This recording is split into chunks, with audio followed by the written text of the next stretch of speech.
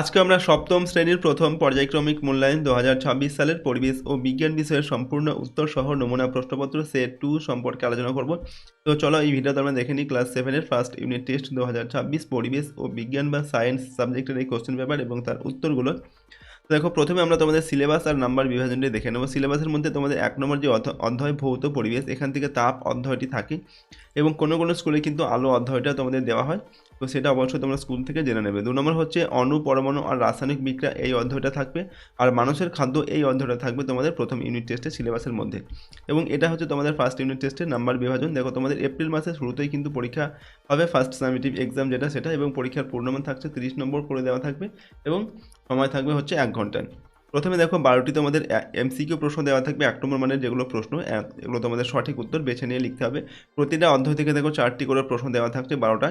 এরপর থাকবে 1 নম্বর মানের এক কথায় উত্তর যেগুলো লিখতে হয়, 6টা প্রশ্ন দেওয়া থাকবে 6 কে 6 নম্বর, প্রতিটা অধ্যায় থেকে 2টি করে প্রশ্ন থাকছে। আর 2 নম্বর মানের প্রশ্ন থাকবে 6টায়, 6 দুগুণে 12 নম্বর। এগুলো দেখো প্রতিটা অধ্যায় থেকে 2টি করে প্রশ্নের উত্তর লিখতে হবে। তো এই রকম প্যাটার্নে তোমাদের 30 নম্বরের প্রশ্ন থাকবে, সময় থাকবে 1 ঘন্টা। ওকে, তো চলো আমরা এই প্রশ্নপত্র এবং তার উত্তরগুলো এখন দেখে নিই। আর এই প্রশ্নোত্তরের পিডিএফগুলো আমাদের অ্যাপের মধ্যে দেওয়া আছে, অ্যাপের লিঙ্ক ডেসক্রিপশন বক্সে রয়েছে এবং পেইড কোর্সের মধ্যে পিডিএফগুলো থাকবে, চাইলে তোমরা সেখান থেকে নিতে পারো পিডিএফ ফাইলগুলোকে ডাউনলোড করে। 1 নম্বর জায়গায় রয়েছে সঠিক উত্তরটি নির্বাচন করে লেখো। এখানে 12টি প্রশ্ন দেওয়া আছে এবং প্রশ্নের মান 1 নম্বর করে দেওয়া আছে।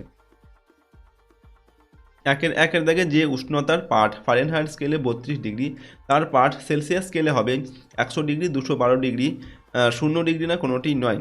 তো যে উষ্ণতার পাঠ ফারেনহাইট স্কেলে 32 ডিগ্রি, সেখানে সেলসিয়াস স্কেলে হবে 0 degree. 2 number ZN plus U SO4, এখানে অ্যারো দিয়ে রয়েছে ZN SO4 প্লাস ইউ। এই বিক্রিয়াটি প্রত্যক্ষ সংযোগ, বিয়োজন, বিনিময় না প্রতিস্থাপন বিক্রিয়া? তো এটা হচ্ছে একটি প্রতিস্থাপন বিক্রিয়া, ঠিক আছে। সিলভার নাইট্রেটের সংকেত হলো Ag2NO3, AgNO3 AgNO3, AgNO2। সঠিক উত্তর লিখবে AgNO3, এটা হচ্ছে সিলভার নাইট্রেটের সংকেত। লিনতাপ পদার্থের উষ্ণতা বাড়ায়, উষ্ণতা কমায়, অবস্থান্তর ঘটায়, কোনো পরিবর্তন ঘটায় না। তো লিনতাপ কী করে? পদার্থের অবস্থান্তর ঘটায়, একটা অবস্থা থেকে আর একটা অবস্থায় পরিণত করে বা রূপান্তরিত করে, ঠিক আছে, এই লিনতাপ। 5 নম্বর এমন একটি খাদ্য উপাদান যা থেকে শক্তি পাওয়া যায় না, তা হলো? এখানে অপশান রয়েছে, দেখো, কার্বোহাইড্রেট, প্রোটিন, লিপিড না ভিটামিন। উত্তর হবে ভিটামিন। ভিটামিন থেকে কোনো শক্তি পাওয়া যায় না। ভিটামিন আমাদের শরীরে রোগ প্রতিরোধ করতে সাহায্য করে।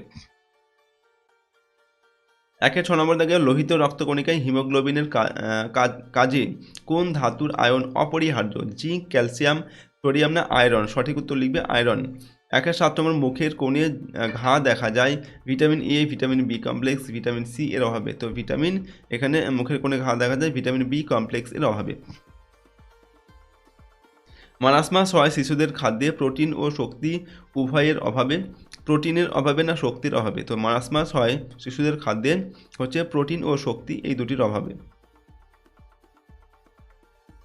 ফারেনহাইট থার্মোমিটারের ঊর্ধ্ব স্থিরাঙ্ক 212 ডিগ্রি ফারেনহাইট, 32 ডিগ্রি না ফারেনহাইট না 100 ডিগ্রি ফারেনহাইট? তো ফারেনহাইট থার্মোমিটারের ঊর্ধ্ব স্থিরাঙ্ক হচ্ছে 212 ডিগ্রি ফারেনহাইট। পরমাণুর নিস্তড়িত কণাটির নাম হলো ইলেকট্রন, প্রোটন না নিউট্রন? তো পরমাণুর নিস্তড়িত কণা হচ্ছে নিউট্রন, ঠিক আছে। ইলেকট্রন আর প্রোটন হচ্ছে তড়িৎ আধানযুক্ত কণা, ইলেকট্রন হচ্ছে নেগেটিভ আর প্রোটন হচ্ছে কি পজিটিভ, ঠিক আছে। এসআইতে তাপের একক হলো ক্যালোরি, জুল, ব্রিটিশ থার্মাল একক? তো এসআইতে অর্থাৎ এসআই পদ্ধতিতে তাপের একক হচ্ছে জুল। এরপর কোনো পরমাণুর ধনাত্মক চার্জযুক্ত কণা হলো প্রোটন, নিউট্রন না ইলেকট্রন? তো কোনো পরমাণুর ঋণাত্মক চার্জযুক্ত অর্থাৎ ঋণাত্মক আধানযুক্ত কণা হচ্ছে কি ইলেকট্রন, ওকে। আর ধনাত্মক আধানযুক্ত কণা বা চার্জযুক্ত কণা হচ্ছে প্রোটন, আর নিউট্রন হচ্ছে নিস্তড়িত। 2 নম্বর দাগে নিচের প্রশ্নগুলির উত্তর দাও, যে কোনো 6টি লিখতে হবে। 1 × 6 = 6। 2-1 দাগে দেখো সংকেত লিখতে হবে, এখানে কাপড় কাচা সোডা আর চুনা পাথরের। তো কাপড় কাচা সোডা এর সংকেত Na2CO3, ঠিক আছে, NO2CO3 10H2O এটা। এবং চুনা পাথর এর সংকেত কি CaCO3 অর্থাৎ ক্যালসিয়াম কার্বনেট। ক্যাটায়ন কাকে বলে? উদাহরণ দাও। দেখো, ধনাত্মক আধানযুক্ত আয়নকে ক্যাটায়ন বলে, যেমন হচ্ছে H+। এরপর জলের বাষ্পীভবনের লিনতাপ কত? তো জলের বাষ্পীভবনের লিনতাপ হচ্ছে 537 ক্যালোরি পার গ্রাম। তারপর দেখো সমতা বিধান করতে হবে, এখানে NaOH প্লাস H2SO4, অ্যারো দিয়ে রয়েছে NaSO4 প্লাস H2O। তো এটাকে সমতা বিধান অর্থাৎ ব্যালেন্স করতে হবে, অ্যারো চিহ্নের ডান দিকে বাঁ দিকের পরমাণুগুলোকে সমান করে দিতে হবে। তো তার জন্য এই NaOH এর আগে 2 বসাবে আর H2O এর আগে 2 বসাবে, ঠিক আছে? তাহলে কিন্তু সমান চিহ্নের ডান দিকে বাঁ দিকের পরমাণুগুলো সমান হবে। এরপর 2 এর 5 নম্বর দেখে 212 ডিগ্রি ফারেনহাইট সমান কত ডিগ্রি সেলসিয়াস। তো 212 ডিগ্রি ফারেনহাইট সমান 100 ডিগ্রি সেলসিয়াস। MgO যৌগে Mg মৌলটির যোজ্যতা ড্যাশ। তো এখানে এই যৌগে Mg এর যোজ্যতা হচ্ছে 2, ঠিক আছে? কোনো বস্তু দ্বারা গৃহীত বা বর্জিত তাপের পরিমাণ কোন কোন বিষয়ের ওপর নির্ভর করে? তো বস্তুর ভর, বস্তুটির আপেক্ষিক তাপ এবং উষ্ণতার পার্থক্যের উপর নির্ভর করে, ঠিক আছে? পরের প্রশ্ন, পরমাণুর অন্তর্গত নিস্তড়িত কণার নাম কি? তো পরমাণুর অন্তর্গত নিস্তড়িত কণা হচ্ছে নিউট্রন, যার কোনো আধান থাকে না। তারপর দেখো হৃৎপিণ্ড কী কাজ করে? তো হৃৎপিণ্ড পাম্পের মতো কাজ করে সারা শরীরে অক্সিজেনযুক্ত রক্ত সরবরাহ করে। সালোক সংশ্লেষের সময় ড্যাশ ভেঙেই অক্সিজেন পাওয়া যায়। তো সালোক সংশ্লেষের সময় জল ভেঙেই অক্সিজেন পাওয়া যায়। মস্তিষ্কের মধ্যে অবস্থিত তরল পদার্থের নাম হলো ড্যাশ। তো মস্তিষ্কের মধ্যে অবস্থিত তরল পদার্থ হচ্ছে সেরিব্রো স্পাইনাল ফ্লুইড। অস্থি ও লিগামেন্টে থাকে ড্যাশ প্রোটিন। তো অস্থি ও লিগামেন্টে থাকে কোলাজেন প্রোটিন। 3 নম্বর থেকে নিচের প্রশ্নগুলির সংক্ষেপে উত্তর লিখতে হবে, যে কোনো 6টি। 2 × 6 = 12। একটি প্রাপ্তবয়স্ক ব্যক্তির ওজন 62 কেজি, উচ্চতা 1.57 মিটার। ওকে, এরপর ওই ব্যক্তির BMI কত, অর্থাৎ বডি মাস ইন্ডেক্স সেটা কত নির্ণয় করতে হবে। তো BMI এটা সমান হচ্ছে দেহের ওজন কেজিতে লিখতে হবে, ভাগ করতে হবে দেহের উচ্চতা দিয়ে, ঠিক আছে? এটা হচ্ছে মিটারের স্কোয়ার। তো দেখো এখানে দেহের ওজন কত দেওয়া আছে, 65 কেজি দেওয়া আছে। তো সেটাকে উচ্চতার স্কোয়ার দিয়ে ভাগ করতে হবে, 1.57 এর স্কোয়ার দিয়ে ভাগ করতে হবে। তো 1.57 স্কোয়ার মানে 1.57 গুণ 1.57, সেটাকে গুণ করলে আমাদের হবে 2.4649। এটাকে ভাগ করলে আমাদের হবে 25.2 হচ্ছে, ঠিক আছে? তাহলে আমাদের উত্তর কী হবে, BMI অর্থাৎ বডি মাস ইন্ডেক্স, ঠিক আছে, সেটা হচ্ছে 25.2 আসছে। এরপর দেখো 3 এর 2 নম্বর, রক্তাল্পতার দুটি কারণ লেখো। তো রক্তাল্পতার দুটি কারণ হলো আয়রনের ঘাটতি এবং রক্তক্ষরণ। 3 এর 3 নম্বর, হাতে স্পিরিট বা ইথার ঢাললে ঠান্ডা লাগে কেন? তো স্পিরিট বা ইথার উদ্বায়ী পদার্থ, এই ধরনের পদার্থ খুব তাড়াতাড়ি বাষ্পীভূত হয়। বাষ্পীভবনের জন্য হাত থেকে লিনতাপ সংগ্রহ করে, ফলে হাতের তাপমাত্রা পরিবেশের থেকে কমে যায়, তাই হাতে স্পিরিট বা ইথার ঢালে ঠান্ডা অনুভূত হয়। পরের প্রশ্ন হচ্ছে 3 এর 4 নম্বর, মানবদেহে ভিটামিনের গুরুত্ব কী? 1 নম্বর হচ্ছে স্বাভাবিক বৃদ্ধিতে। জীবদেহের স্বাভাবিক বৃদ্ধির জন্য ভিটামিন অপরিহার্য। 2 নম্বর রোগ প্রতিরোধে। ভিটামিনের প্রধান কাজ হলো রোগ প্রতিরোধ করা। 3 নম্বর খাদ্য প্রাণ হিসাবে জীবের জীবন ধারণের জন্য অত্যাবশ্যকীয় খাদ্য উপাদান হলো ভিটামিন, সেই কারণে একে খাদ্যপ্রাণ বলে। এরপর হচ্ছে একটি মৌলের পরমাণু ক্রমাঙ্ক 19 ও ভর সংখ্যা 39 হলে পরমাণুটিতে কটি ইলেকট্রন ও নিউট্রন আছে?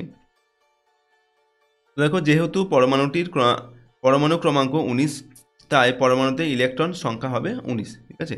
এখানে পরমাণুতে দেখো পরমাণু ক্রমাঙ্ক সেটা পরমাণু ক্রমাঙ্ক মানে হচ্ছে প্রোটন সংখ্যা। যতগুলো প্রোটন সংখ্যা থাকবে ততগুলো হচ্ছে এখানে ইলেকট্রনও ততগুলো থাকবে, ঠিক আছে? এবার নিউট্রন সংখ্যা কতগুলো? নিউট্রন সংখ্যা হচ্ছে ভর সংখ্যা থেকে আমাদের কি পরমাণু ক্রমাঙ্কটা বিয়োগ করতে হবে, ঠিক আছে? ভর সংখ্যা হচ্ছে কত? ভর সংখ্যা হচ্ছে 39। এখানে ভর সংখ্যা বলতে প্রোটন সংখ্যা আর হচ্ছে নিউট্রন সংখ্যা, এই দুটো মিলিয়ে ভর সংখ্যা হয়। তাহলে সেখান থেকে যদি আমরা নিউট্রন সংখ্যাটিকে বাদ দিই, ঠিক আছে, পরমাণু ক্রমাঙ্ক অর্থাৎ প্রোটনটাকে যদি আমরা বাদ দিই তাহলে নিউট্রনটা পেয়ে যাবো। তাহলে নিউট্রন হচ্ছে 39 থেকে 19 বাদ দিলে হবে 20, ঠিক আছে? 20, এটা হচ্ছে নিউট্রন সংখ্যা। তারপরের প্রশ্ন দেখো, ফাইটোকেমিক্যালস বা উদ্ভিজ রাসায়নিক আমাদের শরীরে কী সাহায্য করে? তো ফাইটোকেমিক্যালস বা উদ্ভিজ রাসায়নিক মানুষের খাদ্যে উপস্থিত থেকে বিভিন্ন শারীরিক সমস্যা থেকে বাঁচায়। যেমন হচ্ছে ফ্ল্যাভোনয়েড নামে এক প্রকার ফাইটোকেমিক্যালস মানবদেহকে তাড়াতাড়ি বুড়ো হয়ে যাওয়া থেকে আটকায়, হৃৎপিণ্ডের কাজ ঠিকঠাক রাখে, হাড়কে শক্ত রাখে, ক্যান্সারের সম্ভাবনা কমায়। কৃত্রিম রং মেশানো খাবার খেলে কী সমস্যা হয়? তো কৃত্রিম রং মেশানো খাবার খেলে আমাদের শরীরে নানান রকম শারীরিক অসুবিধা, যেমন হৃৎপিণ্ড, যকৃৎ ও মস্তিষ্কের ক্ষতি হতে পারে। নেক্সট হচ্ছে দেহের ওজন বেড়ে যাওয়ার ফলে কী সমস্যা হতে পারে? তো 1 নম্বর হচ্ছে রক্তচাপ ক্রমাগত বাড়তে পারে। 2 নম্বর হচ্ছে রক্তে শর্করার পরিমাণ বেড়ে গিয়ে ডায়াবেটিস হতে পারে। 3 নম্বর হচ্ছে রক্তনালীর গায়ে লিপিড জমে রক্তনালীর ব্যাস কমে যেতে পারে। 4 নম্বর অস্থি সন্ধিতে ব্যথা ও ক্যান্সার হতে পারে, ঠিক আছে, এইগুলো হতে পারে। তো তোমাদের দেখো এই ছিল ক্লাস 7-এর ফার্স্ট ইউনিট টেস্ট 2026 পরিবেশ ও বিজ্ঞান বিষয়ের একটি প্রশ্নপত্রের সম্পূর্ণ উত্তর আমরা এই ভিডিওতে আলোচনা করলাম। প্রশ্নোত্তরগুলো অবশ্যই তোমরা ভালোভাবে প্র্যাকটিস করবে।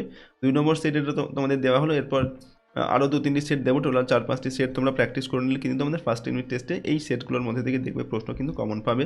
আর এই প্রশ্নদের পিডিএফগুলো যদি তোমরা পেতে চাও আমাদের সহজ লেসন অ্যাপটিকে ইনস্টল করবে, অ্যাপের লিঙ্ক ডেসক্রিপশন বক্সে দেওয়া আছে, অথবা গুগল প্লে স্টোরে গিয়ে তোমরা সহজ লেসন লিখে সার্চ করলেও অ্যাপটিকে পেয়ে যাবে এবং অ্যাপটিকে তোমরা ডাউনলোড করে নেবে। তারপর রেজিস্টার করতে হবে। এখানে রেজিস্টার করার সময় নাম, mobile number, email ID, state আর সিটি লিখবে।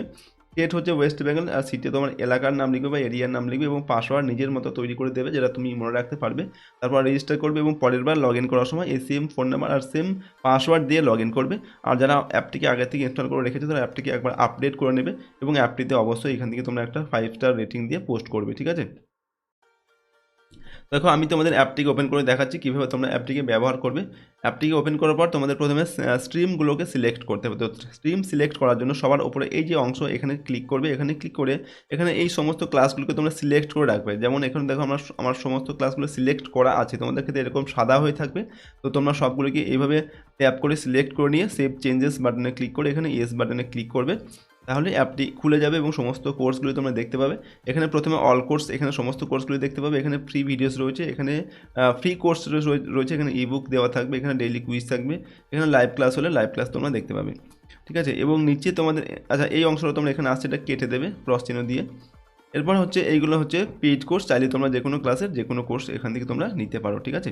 তো আমি তোমাদের ক্লাস 7-এর যে কোর্সটা এখানে রয়েছে আমি দেখিয়ে দিচ্ছি। দেখো 7-এর কোর্সের মধ্যে এখানে কী কী রয়েছে। তো তোমরা এই যে 7 যে কোর্স এখানে তোমরা ডিটেলস চেক করতে চাইলে প্লেলিস্ট ক্লিক করবে, আর বাই করতে চাইলে বাই নাওতে ক্লিক করবে। তো প্লেলিস্টে ক্লিক করে এখানে যদি কন্টেন্টে ক্লিক করো সমস্ত সাবজেক্ট ওয়াইজ কিন্তু এখানে চলে আসবে, ঠিক আছে। তো এখানে প্রথমে থাকবে পিডিএফ, তারপর থাকবে ভিডিও। ওকে, প্রথমে পিডিএফ রয়েছে, এগুলো পিডিএফগুলো ডাউনলোড করতে পারবে। প্রথমে তোমাদের পারচেস করতে হবে এই কোর্সটিকে, ঠিক আছে, অনলাইনে পেমেন্ট করতে হবে। তো চাইলে তোমরা যে কোনো ক্লাসের যে কোনো কোর্স এখান থেকে নিতে পারো, অর্থাৎ অথবা এখানে যে ফ্রি ভিডিওস এবং ফ্রি কোর্সগুলো রয়েছে সেগুলো তোমরা এখান থেকে দেখতে পারো। ওকে, তো আমি তোমাদের সম্পূর্ণ অ্যাপটিকে দেখিয়ে দিলাম কীভাবে তোমরা ব্যবহার করবে। যদি আমাদের এই চ্যানেলে তোমরা নতুন হয়ে থাকবে চ্যানেলটিকে সাবস্ক্রাইব করবে এবং বেল আইকনে প্রেস করে অল অপশানটিকে সিলেক্ট করে নেবে পরবর্তী ভিডিওগুলি পাওয়ার জন্য। ভিডিওটিতে লাইক করবে, ভিডিওটি তোমার বন্ধু বান্ধবের সঙ্গে অবশ্যই শেয়ার করবে, কমেন্ট বক্সে নিজেদের মতামত লিখে জানাবে। তো আজকে আমরা এই ভিডিওটি এখানে শেষ করছি। সম্পূর্ণ ভিডিওটি দেখার জন্য অসংখ্য ধন্যবাদ।